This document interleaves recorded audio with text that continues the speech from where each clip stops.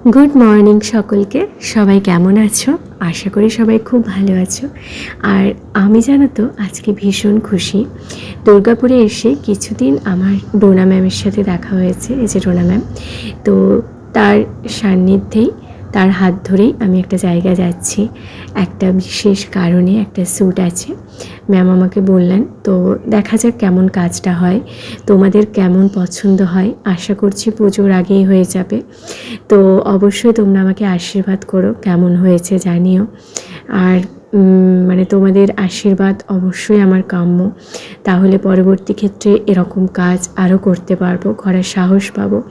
ম্যাডামকে অনেক অনেক ধন্যবাদ আমাকে এরকম একটা সুযোগ দেওয়ার জন্য। এইগুলো আমার ছোটোবেলা থেকেই স্বপ্ন ছিল, তো আস্তে আস্তে পূরণ হবে সেটা বুঝতে পারিনি। তো যাই হোক, সকাল সকাল বেরিয়ে পড়লাম। আর মিষ্টু সোনাকে মায়ের কাছে রেখে গিয়েছিলাম। মা এসেছিলো আমার এক্সামের জন্য, তো মাকে বললাম যে থেকে যাও। আর এই যে গাড়ি চলে এসছে, এবার আমরা চলে যাব।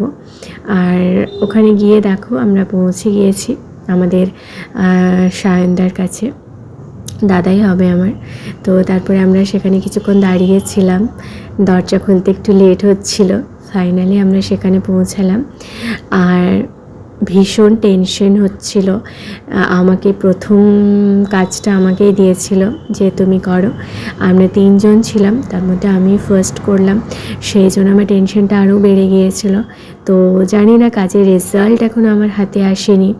রেজাল্ট কেমন হচ্ছে সেটা দেখেই বুঝতে পারবো তোমাদের কেমন লাগছে, সেটা হচ্ছে সবথেকে বড় ব্যাপার।